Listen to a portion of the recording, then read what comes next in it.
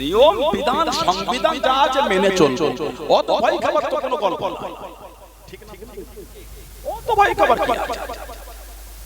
গত 2-3 দিন আগে নেটে ভালো ভিডিও হচ্ছে, সিদ্দিকী নওশাদ সিদ্দিকী, সিদ্দিকুল্লাহ চৌধুরী আর কয়েকটা আছে। কতদিন তোদের বয়স এই বাংলায় আমরাও দেখছি, কিভাবে এমএলএ জিতে আমরাও দেখবো। এমন দিন দেখাবো এই বাংলায় তারা নমিনেশন করতে পারবে না, তারা ভোট দিতে পারবে না। পাগল নাকি? মাথা মাথা কাজ করে না? ভদ্র হও, নম্র হও, সভ্য হও। এটা আগস্ট মাস, দেশ স্বাধীনের মাস। এটা 1947 এর 15ই আগস্ট জাতি ধর্ম বর্ণ নির্বিশেষে সমস্ত সম্প্রদায়ের মানুষ কাঁধে কাঁধ মিলিয়ে রক্তের স্রোত বইয়ে দেশ স্বাধীন করেছে। শুধু হিন্দু না, শুধু মুসলমান না, শুধু দলিত না, শুধু আদিবাসী না, শুধু জৈন না, শুধু পাঞ্জাবি না, শুধু শিখ না, শুধু বৌদ্ধ না, শুধু খ্রিস্টান না, সর্বধর্মের ভারতবাসী দেশ স্বাধীন করেছে ইংরেজদের জুলুম থেকে বেঁচে শান্তিতে বাঁচবো বলে। আজকে সেই 7 বছর 80তম স্বাধীনতা পতাকা উত্তোলন করে আর দেশের মধ্যে আবার হিংসা ছড়াচ্ছে, মুসলমানের নাম শুনে গায়ে জ্বলন হচ্ছে। এসব ঠিক ভদ্র মাদ্রাসা লোককে উপর করে না, মাদ্রাসা লোককে সভ্য তৈরি করে। সুবহানাল্লাহ বলো। তাহলে আমি এটা বলি না উপর করে না, শিক্ষা মানুষকে ভদ্রতা শেখায়, শিক্ষা সমাজ গঠন করতে শেখায়, ঠিক না? ভুল বলছি? মাদ্রাসা তো শিক্ষা হয়, মাদ্রাসায় শুধু আরবি পড়ানো হয় না, বাংলা পড়ায়, ইংলিশ পড়ায়, অঙ্ক পড়ায়, জিওগ্রাফি পড়ায়, ফিজিক্যাল সায়েন্স, লাইফ সায়েন্স, সমস্ত সাবজেক্ট পড়ায়। এত 20 মাদ্রাসায় গিয়ে দেখেন হিন্দু ভাই ভাই চাকরি করছে, তারা ওনারা যোগ্য ট্রেনিং দিচ্ছে, এগুলো বলতে হয় না। শিক্ষাকে এত বাজে কথা বলতে না। কোন মানুষ অন্যায় করেছে, সেটা মুসলমান হোক, হিন্দু হোক, দলিত হোক, আদিবাসী হোক, জৈন হোক, খ্রিস্টান হোক, বৌদ্ধ হোক, পাঞ্জাবি হোক, গুজরাটি হোক, মারাঠি হোক, শিখ হোক, যেই হোক, অন্যায় অন্যায়, তার জন্য তার ধর্মকে গালি দিচ্ছে।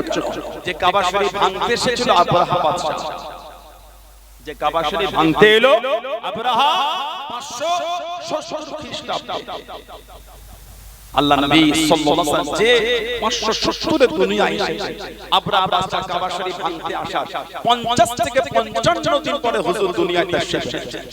50 থেকে 55 দিন পরে আব্রাহা বাদশা ইয়েমেন দখল করে। ইয়েমেনের রাজধানী ছিল সানা। এই সানা নামক রাজধানীতে একটা বড় গির্জা তৈরি করে, বড় গির্জা তৈরি করে এলাহান করে দিল, আর কাবা শরীফের দিকে ইবাদত হবে না, এবার এই গির্জায় ফিরে ইবাদত হবে। তৎকালীন আরবের লোক ক্ষিপ্ত হয়ে গিয়ে ওই গির্জায় আগুন ধরিয়ে দিয়েছে। আর একটা বর্ণনা, লুকিয়ে লুকিয়ে গির্জায় মল মূত্র ত্যাগ করতেন। এতে আব্রাহা বাদশা ক্ষিপ্ত হয়ে গিয়ে 570 খ্রিস্টাব্দে 70,000 সৈন্য আর 13টা হাতি নিয়ে বার হয়েছে কাবা শরীফ ভাঙবে বলে। আল্লাহ পাক কোরআন শরীফে একটা সূরা দিয়েছেন, সূরা ফিল, হাদিস সূরা। আলাম তারা কাইফা ফাআল রাব্বুকা বিআসহাবিল ফিল। আপনি কি দেখেন না আসহাবে ফিলের সাথে আল্লাহ পাক কি ব্যবহারটা করেছে? আলাম তারা, আপনি কি দেখেন না আল্লাহ সাহাবে ফিল ওই হস্তি বাহিনীর সাথে আল্লাহ কি করেছে? আল্লাহ পাক তাদের ধ্বংসের জন্য পাঠিয়েছেন তয়রুন আবাবিল তারমিহিম বিহিজারাতিন মিন সিজিল। তারা পাথর নিক্ষেপ করেছে ওই বাহিনীর উপর।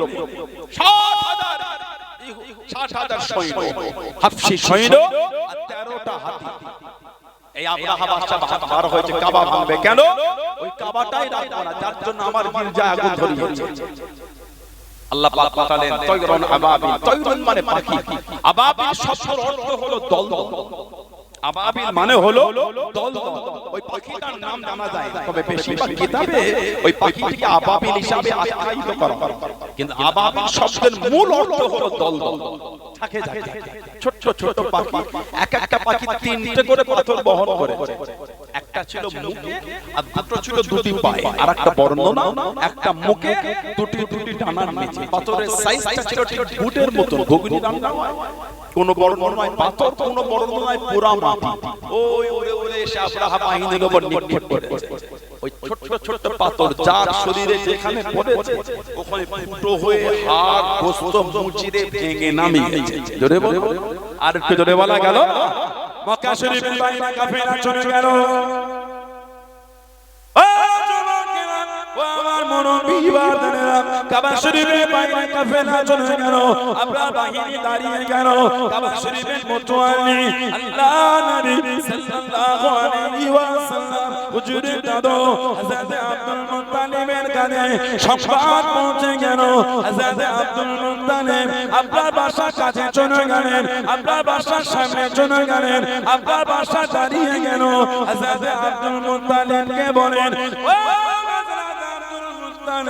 আপনি হলেন কাবা শরীফের প্রধান মোতওয়াল্লি, কাবাটাকে ভেঙে দেবো, কাবাটাকে ভেঙে দেবো, কারণ কোনো ক্ষতি করবো না, কাবাটাকে ভেঙে চলে যাবো।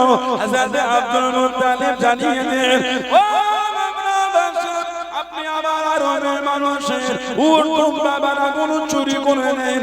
আপনার সৈন্যরা আমাদের উট দুম্বা ভেড়া চুরি করে নিয়েছে। আমি আব্দুল মুত্তালিবের 200 খানা উট চুরি করে নিয়েছে। আমার মাল ফিরিয়ে দেন, আমার মাল আমাকে দিয়ে দেন, 200টা উট ফিরিয়ে দেন। আব্দুল মুত্তালিবকে জানিয়ে দিল, ও আব্দুল মুত্তালিব, আপনি হলেন কাবা শরীফের প্রধান মোতওয়াল্লি, কাবাটাকে ভেঙে দেবো ওটার চিন্তা করো না, ওটার জন্য চিন্তা করলেন না, 200 উটের চিন্তা হয়ে গেল। হযরত আব্দুল মুত্তালিব জানিয়ে দিলেন, ও আল্লাহ পাক আমাকে 200 উটের মালিক করে দে, আমার মাল আমাকে ফিরিয়ে নেন, আমার মাল আমাকে দিয়ে দেন। কাবার মালিক আমি না, যিনি কাবার মালিক তিনি কাবাকে হিফাজত করা করবে। জোরে বলুন সুবহান, আর একটু জোরে বলুন সুবহান। কাবার মালিক আমি না, 200 উটের মালিক আমি, আমার মাল দিয়ে দাও, ওই কাবা থাকবে না ভাঙবে, যিনি মালিক তিনি রক্ষা করবেন। সুবহানাল্লাহ বলো। আল্লাহ পাক ওই ছোট ছোট পাখি পাঠিয়ে গোটা বাহিনী 60,000 সৈন্য আল্লাহ পাক জমিনের সাথে মিশিয়ে দিয়ে কাবা শরীফকে আল্লাহ হেফাজত করলেন। জোরে বলুন সুবহানাল্লাহ। আল্লাহ নবী সাল্লাল্লাহু আলাইহি ওয়াসাল্লাম হুজুর দুনিয়ায় আসবে, মা বাপ আল্লাহ আগে এক জায়গায় জড়ো করেছে। বাপ হিসাবে আল্লাহ পাক পছন্দ করেছেন হযরত খাজা আব্দুল্লাহ, আর মা হিসাবে আল্লাহ কবুল করলেন সাইয়্যিদা তাহিরা তাইয়্যিবা হযরত আমিনা রাদিয়াল্লাহু তাআলা। খাজা আব্দুল্লাহ রাদিয়াল্লাহু আনহুর সঙ্গে নবীর আম্মার বিয়ে হলো। বাসর রাত্রিরে নবীর আব্বার কপালে একটা আলো বার হতো। উনি যখন মক্কা শরীফে হাঁটতেন, মেয়েরা ঘিরে ঘিরে বলতেন আমাকে বিয়ে করো, আমাকে আল্লাহর হুকুম। ওই বাসর রাত্রিরে ওই কপাল পেশানি থেকে নূরে মুহাম্মাদিটা আল্লাহ নবীর আম্মার রেহেমের মধ্যে আল্লাহ দিয়ে দিলেন। বলুন সুবহানাল্লাহ।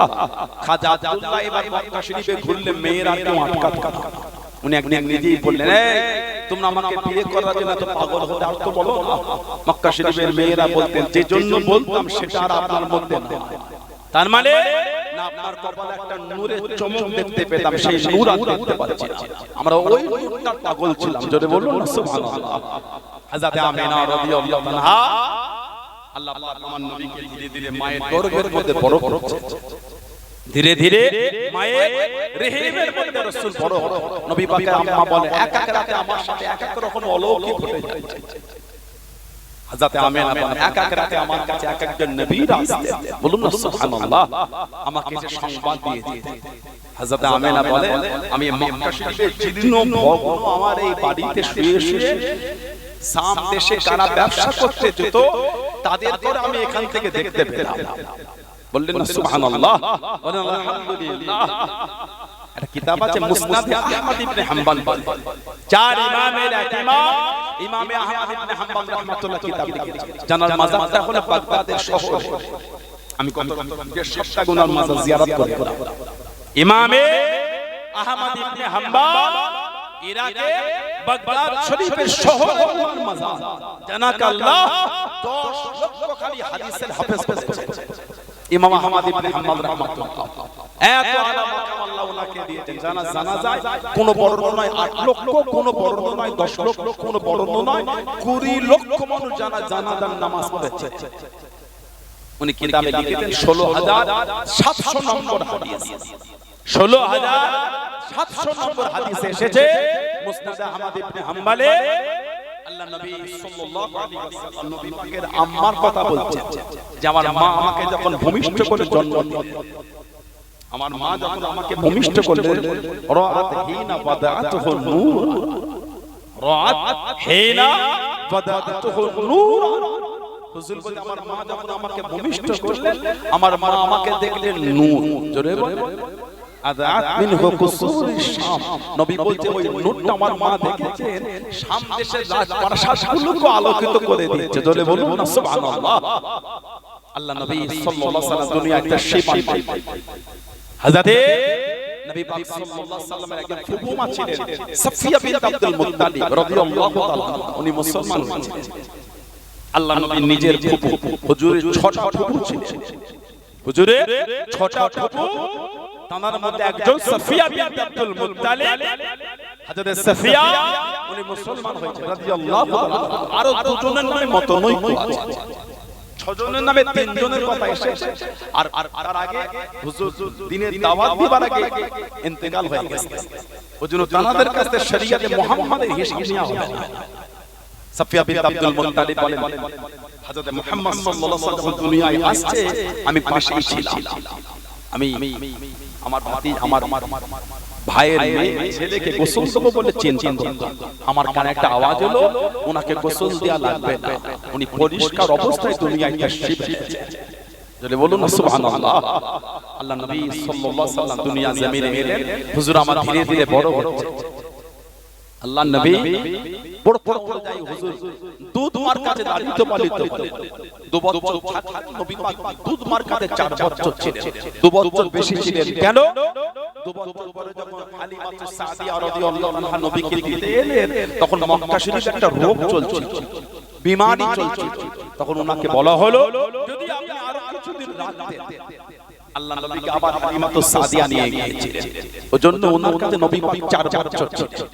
হালিমাতুস সাদিয়া বলছেন যেদিন থেকে আমার বাড়িতে মুহাম্মদ সাল্লাল্লাহু আলাইহি ওয়াসাল্লাম এসেছেন, সেদিন থেকে আল্লাহ আমার বাড়িতে বরকত আর বরকত শুরু করেছে। যখন কারোর বাড়ির বাগানে খাজুর থাকতো না, আমার বাড়ির খাজুরের বাগানে এত খাজুর হতো পেরো শেষ করতে পারতাম না। আমার বাড়ির বকরির বাটে এত দুধ আল্লাহ বরকত দিয়েছেন, দুধ দহন করে ফুরাতো। বলুন না সুবহানাল্লাহ। আল্লাহ নবী সাল্লাল্লাহু আলাইহি ওয়াসাল্লাম 4 বছরে হুজুর যখন গেলেন, হুজুরের প্রথম সিনা চাক হয়েছিল। হুজুরের প্রথম সিনা চাক হলো মানে হুজুরের গোটা সিনা মোবারকটাকে চিরে ভেতর থেকে সব বার করে হুজুরের জমজমের পানিতে হুজুরের সিনা মোবারকের ভেতরে সব কিছু ধুয়ে আমার কাছে রাখা হয়েছিল। প্রথম সিনা চাক হয়েছিল হুজুর 4 বছর বয়সে। আল্লাহ নবী তো তোমার মনের সঙ্গে খেলতে বার হয়ে গেলেন। টুকটুক করে হুজুরকে নিয়ে যায়, কারা জানো দুজন। আল্লাহ নবীর দুদিক থেকে ধরে নিয়ে টুকটুক করে পাহাড়ে পদদেশে নিয়ে গিয়ে আল্লাহ নবীকে শুইয়ে দিয়ে হুজুরের বুকটাকে চিনে বুকের ভেতর থেকে বার করে ওটাকে ধোয়া শুরু করে দেন। আল্লাহ নবী দুধ মাতার ছুটে ছুটে চলে গেলেন। আল্লাহ নবীর দুধ মাকে জানিয়ে দিলেন, আম্মা জান আমাদের দুধ মাকে কারা জানো দুজন নিয়ে গিয়ে পাহাড়ের পদদেশে শুইয়ে দিয়ে বুকটাকে চিনে সব কিছু বার করে পানি দিয়ে ধোয়া শুরু করে দিলেন। ও যুবকেরা, আল্লাহ নবী সাল্লাল্লাহু আলাইহি ওয়াসাল্লাম হুজুরের দুধ মা চিন্তিত হয়ে গেলেন। হযরত হালিমাতুস সাদিয়া রাদিয়াল্লাহু তাআলা কাঁদতে কাঁদতে ছুটতে লাগলেন, কেঁদে কেঁদে আল্লাহ নবীর কাছে গিয়ে দাঁড়িয়ে গেলেন। আল্লাহ নবীর পাশে গিয়ে দাঁড়িয়ে গিয়ে আল্লাহ নবীর দিকে তাকালেন। আল্লাহ নবীর শরীরের মধ্যে কিছুই বুঝতে পারলেন না। জোরে বলুন সুবহান, আর একটু জোরে বলুন সুবহান। হুজুরের বুক যে চিরেছে, হুজুরের গোটা শরীর দেখতে কিছুই বুঝতে পারছে না। হুজুরের দুধ বোন বলছে, মা আমি নিজে চোখে দেখি আমার ভাইকে শুইয়ে এই বুকটা চিরে সব বার করে পানি দিয়ে ধুয়ে আবার একটা করে তো মা বুঝতে পারছে। আল্লাহ ফেরেশতা পাঠিয়ে আমার নবী পাক সাল্লাল্লাহু আলাইহি ওয়াসাল্লামের সিনা চাক আল্লাহ পাক আমার নবী পাকের করিয়ে নিলেন। জোরে বলুন না সুবহানাল্লাহ। হযরত হালিমাতুস সাদিয়া ভয় খেয়ে এই বাচ্চাকে আর রাখা যাবে না, পরের ছেলে কি যে হয়ে যায়, তো আমার ছেলে পরের ছেলে দায়িত্ব নিয়েছে কি যে হয়। উনি তাড়াহুড়ো করে আমার নবীকে ফিরিয়ে দিতে গেলেন। হযরত আমিনা রাদিয়াল্লাহু আনহা বলে, হালিমা তুমি তো আমার আওলাদকে রাখবে বলে অনেক আগ্রহ, আমি না বলাই ফিরিয়ে আনবে। বলে না, অনেক দিন হয়ে গেল আপনি ফিরিয়ে, উনি আর বলছেন না যে এই হয়েছে। হযরত আমিনা বললেন না। তখন হালিমা সাদিয়া রাদিয়াল্লাহু আনহা সমস্ত কথা বললেন। নবী পাক সাল্লাল্লাহু আলাইহি ওয়াসাল্লামের মা বললেন, হালিমা ভয় খেও না, আমার ছেলে জাতা ছেলে। কেন? এই আওলাদ আমার গর্ভে থাকা অবস্থায় স্বপ্নে এই আওলাদের নামটা আমাকে বলে দেওয়া হয়েছিল। জোরে বলুন না সুবহানাল্লাহ। মুহাম্মদ আর আহমদ সাল্লাল্লাহু আলাইহি ওয়াসাল্লাম নবী পাক মায়ের গর্ভের মধ্যে থাকা অবস্থায় নবীর আম্মাকে নামও বলে দেওয়া হয়েছে। বলুন না সুবহানাল্লাহ। আল্লাহ নবী সাল্লাল্লাহু আলাইহি ওয়াসাল্লাম ধীরে ধীরে বড় হচ্ছেন। হুজুরের বয়স তখন হলো 6। হুজুর মায়ের সাথে নানার বাড়িতে গেলেন। হুজুরের নানার নাম হলো আব্দুল ওয়াহাব যুহুরি। হুজুরের নানার নাম আব্দুল ওয়াহাব যুহুরি। নানার বাড়ি গেলে ফিরার পথে 7 বছর বয়স আবওয়া নামক জায়গায় নবী পাকের আম্মা ইন্তেকাল হল। ইন্না লিল্লাহি ওয়া ইন্না ইলাইহি রাজিউন। এই আবওয়া নামক জায়গায় নবীর আম্মা মাদফুন দাফন হলেন। নবী পাক ওখান থেকে মক্কা শরীফে ফিরেছিলেন। নবী পাকের দুধ মা হযরতে উম্মে আইমান। নবী পাকের দুধ মা কটা বলো? হুজুরের দুধ মা ছিলেন 3টি। কটা? হালিমাতু সাদিয়া রাদিয়াল্লাহু আনহা, ওনার থেকে নবী পাক সবথেকে বেশি দুধ পান করেছেন, কম বেশি 2 বছর। আরেকজন হলেন হযরতে উম্মে আইমান, আরেকজন হলেন হযরতে সুয়াইবিয়া। আমার নবীর দুধ মা ছিলেন 3টি, তবে সবথেকে বেশি দুধ পান করেছেন হালিমাতু সাদিয়া রাদিয়াল্লাহু তাআলা। জানার মাজারটা হলো মদিনা শরীফে জান্নাতুল বাকির মধ্যে। মদিনা শরীফ জান্নাতুল বাকির ভিতর। কিতাবে এসেছে নবী পাকের দুধ মা উম্মে আইমান, ওনার সাথে আল্লাহ নবী মক্কা শরীফে ফিরে মাও চলে গেল, বাপও আগে তো চলে গেল, দাদুও চলে গেল, চাচা আবু তালিব উনি ইসলাম কবুল করেন। তবে নবী পাকের প্রতি খুব ভালোবাসা আছে। নবীর চাচা আবু তালিব খুব ভালোবাসতেন হুজুরকে, সব দিক গাইড করে। কিতাবে এসেছে জাহান্নামের সবথেকে কম আযাব ওনার জন্য। ওনার পায়ে খালি 2টো জুতো পরানো হবে, সবথেকে কম আযাব। কিতাবে এসেছে পায়ে জাহান্নামের জুতো পরাবার জন্য মাথার ঘেনুটা টক করে পড়বে, সবথেকে কম আযাব। উনি ইন্তেকাল হলে নবী পাকের উপর আবার নতুন করে জুলুম শুরু হয়ে গেল। আবু তালেব মুসলমান হননি, তবে হুজুরের দ্বীন প্রচারে উনি কোনোদিন বাধা দেননি। হুজুরের ইসলাম প্রচারে উনি কোনোদিন বাধা দেননি। আল্লাহ নবী সাল্লাল্লাহু আলাইহি ওয়াসাল্লাম ছোট থেকে নিয়ে নিয়েছেন হযরত আলী মুর্তদা রাদিয়াল্লাহু আনহু। বাচ্চা বেলা থেকে হুজুর ওনাকে নিজের কাছে রাখতেন। অল্প বয়সের মধ্যে সবথেকে প্রথম মুসলমান হয়েছিলেন শেরে খোদা মাওলাই আলী মুর্তদা রাদিয়াল্লাহু তাআলা আনহু। জোরে বলুন সুবহানাল্লাহ। কোন বর্ণনায় 7, কোন বর্ণনায় 9 বছর বয়সে উনি মুসলমান হয়েছেন হযরত আলী মুর্তদা রাদিয়াল্লাহু তাআলা। আর বয়স্কদের মধ্যে সর্বপ্রথম মুসলমান হযরত আবু বকর সিদ্দিক রাদিয়াল্লাহু তাআলা। আর মেয়েদের মধ্যে হযরত সাইয়্যিদা তাহিরা তাইয়্যিবা মা খাদিজা রাদিয়াল্লাহু তাআলা আনহা। জোরে বলুন সুবহানাল্লাহ। এদিকে আবু তালেব যখন মারা গেলেন, এদিকে মা খাদিজা যখন ইন্তেকাল হয়ে গেল, আমার নবীর উপর নতুন করে আবার জুলুম শুরু হয়েছে। আল্লাহ নবীকে দিন প্রচার করতে দেন না, হুজুরকে বড় কষ্ট দিয়েছে। হুজুর 3 বছর হুজুর কষ্ট করে লুকিয়ে দিন প্রচার করেছে। সে আবু তালেব হয়েছিল, আল্লাহ নবী লুকিয়েছিলেন। হুজুরকে বন্দী করা হয়েছে। কোন বর্ণনা এসেছে হুজুর গাছের পাতাও খেয়েছে, কষ্ট। আল্লাহর হুকুম হুজুরকে এক করে বন্দী করে দিলেন। কোন বর্ণনায় গাছের পাতা হুজুর চিবিয়েছে। এত কষ্ট আমাদের নবীকে দিয়েছে। আল্লাহ নবী সাল্লাল্লাহু আলাইহি ওয়াসাল্লাম দ্বীনের প্রচার করলেন। নবুয়তের 9ম বছরে হুজুর তায়েফে গেলেন। নবুয়তের 9ম বছরে হুজুর তায়েফে গেলেন। আল্লাহ নবীকে তায়েফে বড় কষ্ট দিল হুজুর কম বেশি তায়েফে কিছু ছিল এত কষ্ট আমাদের নবীকে দিয়েছিল এত মার হুজুরকে নূরের বাদান শরীফটা ফেটো রক্ত গড়িয়ে তারপরও কিন্তু আমাদের নবী দ্বীনের প্রচার বন্ধ জোরে বলুন সুবহানাল্লাহ আর জোরে বলা গেল না সুবহানাল্লাহ আল্লাহ নবী সাল্লাল্লাহু আলাইহি ওয়াসাল্লাম দ্বীনের দাওয়াত দিতে আল্লাহ নবীকে ধাক্কা দিয়ে দিল নাম হলো আবু লাহাব উনি আমার নবীর চাচা নিজের চাচা ছিলেন আবু লাহাব আমার নবীকে ধাক্কা দিল আল্লাহ নারাজ হয় কোরআন শরীফের একটা সূরা নাযিল করে তাব্বাত ইয়াদা আবি লাহবি ওয়া তাব্বাত ইয়াদা আবি লাহবি ধ্বংস হোক আবু লাহাব ধ্বংস হোক আবু লাহাবের হস্ত যে হাত দিয়ে আমার রাসূলকে ধাক্কা দিয়েছে মা আদনা আনহু মালুহু ওয়া মা কোন কাজে আসে না যা সে ইনকাম করেছে উপার্জন করেছে ও মেজানি পাথর হাতে হাতে বার হয়ে গেল ও যুবকেরা আল্লাহ নবী সাল্লাল্লাহু আলাইহি ওয়াসাল্লাম আমাদের নবীকে মারবে বলে আমাদের নবীকে ছুঁড়বে বলে ও মেজানি হাতে হাতে পাথর নিয়ে বার হয়ে গেল ছুটে ছুটে আল্লাহ নবীর কাছে দাঁড়িয়ে গেল আল্লাহ নবীর নিকটে কি দাঁড়িয়ে গেল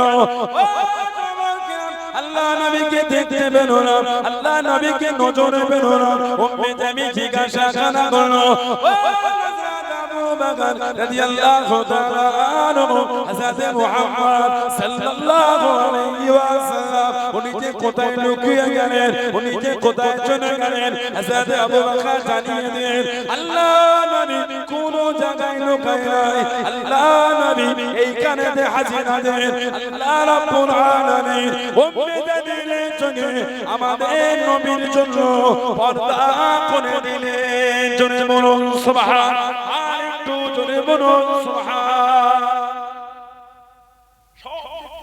নবী দেখতে পাচ্ছেন দূর থেকে হুজুরকে দেখে পাথর তুলেছে মার কেন ওই যে বললেন তাব্বাত ইয়াদা আবি লাহবি ধ্বংস হোক আবু লাহাব ধ্বংস হোক তার হস্তদ্বয় আল্লাহ কোরআন শরীফের আয়াত দিয়েছে ওটা শুনে রাগান্বিত হয়ে হুজুরকে পাথর ছুঁড়ছে দূর থেকে দেখে কাছে গিয়ে রাসূল দেখতে পায় জোরে বল আল্লাহ ওর চোখে পর্দা দিয়ে দিয়েছে বলুন সুবহানাল্লাহ আমার হুজুর যখন হেঁটে হেঁটে যেতেন সাহাবারা হুজুরকে ঘিরে কোন জায়গায় দাঁড়ালে হুজুরকে ঘিরে আল্লাহ কোরআন শরীফের আয়াত দিয়ে বললেন আল্লাহু ইয়াসিমুকা মিনান নাস হাবিব আপনাকে ঘেরা লাগবে না মানুষের কাছ থেকে আমি আল্লাহ আপনাকে হেফাজত করব আল্লাহু ইয়াসিমুকা মিনান নাস মানুষের কাছ থেকে আমি আল্লাহ আপনাকে রক্ষা করব জোরে বলুন না সুবহানাল্লাহ আমার ভাইরা বাচ্চারা ছেলেরা যুবকেরা মুরব্বিরা আমাদের নবী দ্বীনের দাওয়াত দিতেন ধীরে ধীরে রাসূলুল্লাহর হাতে হাত দিয়ে টুকটুক করে সাহাবারা সব মুসলমান হতেন ইসলামের প্রথম হিজরত হয়ে গেল নবুয়তে কম বেশি পঞ্চম বছরে ইসলামের প্রথম হিজরত হলো আবিসিনিয়া ইথিওপিয়া হাবশা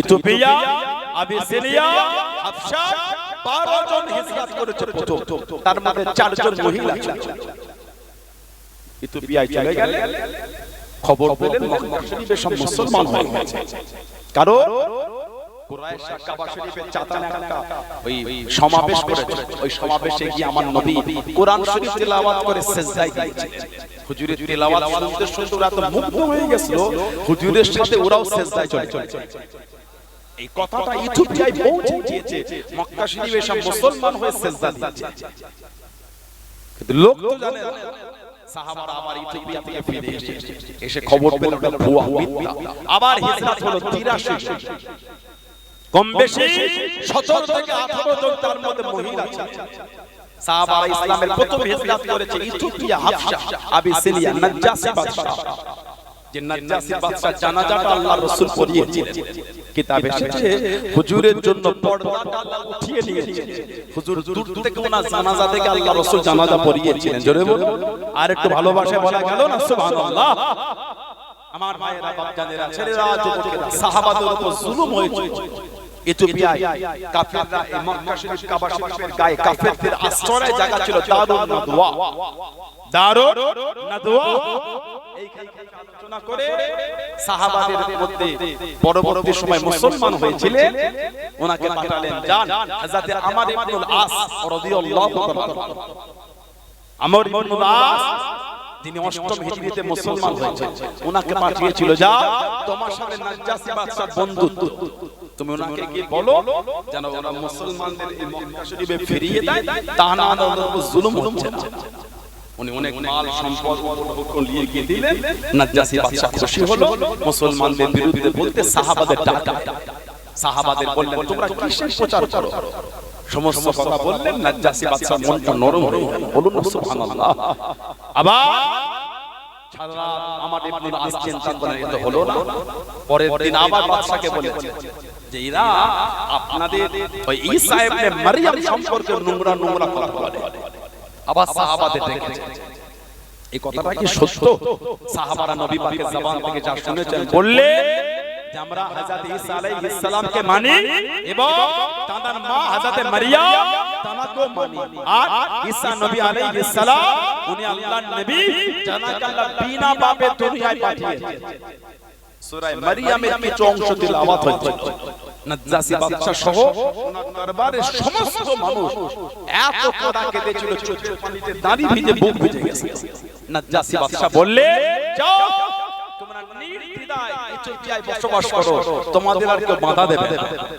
আর ওই মাল সামান ফিরিয়ে আমার ইবনুল আস হুজুরকে বললেন তুমি আমার বন্ধু বলে তোমায় ছেড়ে দিয়েছি, তবে দ্বিতীয়বার এদের বিরুদ্ধে আর বিচার দেবে না, তুমি আমার চোখের সামনে থেকে বার হয়ে যাও।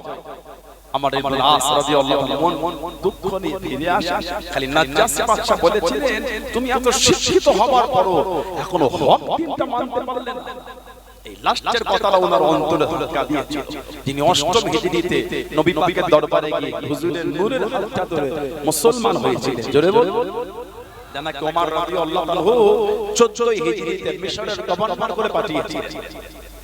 14 হিজরি ওমর রাদিয়াল্লাহু আনহু কে হযরত ওমর ইসলাম জাহানের দ্বিতীয় খলিফা, রাতের অন্ধকারে কাঁদতে কাঁদতে বার হয়ে গেলেন কোথায়? হযরত হুযাইফা বিন ইয়ামান রাদিয়াল্লাহু আনহু দরবারে। জানার মাজারটা বাগদাদ শরীফ থেকে বেশ কিছুটা দূরে যেতে হয়। হযরত হুযাইফা বিন ইয়ামান রাদিয়াল্লাহু আনহু ওনাকে বলা হয় আহিবু সিররি রাসূলুল্লাহ সাল্লাল্লাহু আলাইহি ওয়াসাল্লাম, উনি ছিলেন আমার নবী পাকের গোপন সংবাদের বাহক। ওনাকে বলা হয় নবী পাকের গোপন সংবাদের বাহক। আল্লাহ নবী হযরত হুযাইফাকে ডেকে নিলেন, ও যুবকেরা আল্লাহ নবী জানিয়ে দিলেন ও বাবা হুযাইফা এই নামগুলো শুনে নাও, এই ব্যক্তিগুলো হলো মুনাফিক, এই ব্যক্তিগুলো মুসলমান নয়, যারা মুসলমান সেজে মুনাফিকের কাজ করে নাই। ও বাবা হুযাইফা যাদের নামগুলি তুমি কাউকে বলবে না, তুমি কাউকে শোনাবে না। হযরত ওমর রাদিয়াল্লাহু তাআলা আনহু কোন এক রাতে কাঁদতে কাঁদতে পার হয়ে গেলেন, চোখ ভরা পানি কাঁদতে কাঁদতে চলে গেলেন। হযরত হুযাইফা রাদিয়াল্লাহু তাআলা আনহু বাড়ির দুয়ারে দাঁড়িয়ে গিয়ে আওয়াজ কানা দিতে লাগলেন, দরওয়াজা খুলে গেল, সালাম আদান প্রদান হয়ে গেল। হযরত হুযাইফা বিন ইয়ামান উনি জানিয়ে দিয়েছিলেন ও খলিফাতুল মুসলিমিন হুজুর আপনি মাফ করুন, এত রাতে আপনি আমার দুয়ারে কেন? আপনি যদি হুকুম করে দিলেন আমি আপনার বাড়িতে চলে যেতাম, আমি আপনার কাছে চলে যেতাম। হযরত ওমর রাদিয়াল্লাহু তাআলা আনহু চোখ ভরা পানি জানিয়ে দিলেন ও হযরত হুযাইফা আমি ওমরের বড্ড চিন্তা হয়, আমি ওমরের বড্ড ভয় হয়। আল্লাহ নবী মুনাফিকের নামগুলি কাউকে বলে না, আপনাকে জানিয়ে দেন, আপনাকে শুনিয়ে দেন। আমি ওমর আমার বড্ড চিন্তা হয় ওই মুনাফিকের নামের মধ্যে কি আমি ওমরের নামটাও আল্লাহ নবী আপনাকে বলেছে। মুনাফিকের যত নাম রাসূলুল্লাহ আপনাকে বলেছে, আমি ওমরের ভয় হয় ওই মুনাফিকের নামের মধ্যে কি আমার নামটা নবী বলেছে। আমি ওমর রাতে ঘুমাতে পারি না, এই চিন্তায় আপনার দুয়ারে এসেছি যাতে আপনি আমাকে বলেন আমার নামটা আছে না না। কে? হযরত হুযাইফা। আল্লাহ নবী সাল্লাল্লাহু আলাইহি ওয়াসাল্লামের বিশাল শরীরের পরে কেউ ইন্তেকাল হলে সাহাবারা ততক্ষণ ওই ব্যক্তির জানাজায় যেত না যতক্ষণ উনি না যেতেন। কেন? সাহাবাদের মনে হয়ে গেছিল হুযাইফা বিন ইয়ামান জানাজায় যায় না মানে লোকটা মুনাফিক হয়। কেন আল্লাহ নবী মুনাফিকের নামটা খালি ইনাকেই বলেছেন। উনি জানা যায় যাচ্ছেন না মানে কি লোকটা হয়তো মুনাফিক, কেন জানা যায় যাবে না। তখন হুযায়ফা বিন ইয়ামান রাদিয়াল্লাহু আনহু উনি জানা যায় যেতে তখন ওই ব্যক্তির জানাজায় হাজির হতেন। উনি যাবার আগে পর্যন্ত কোন সাহাবা ওই ব্যক্তি জানাজায় যেতেন।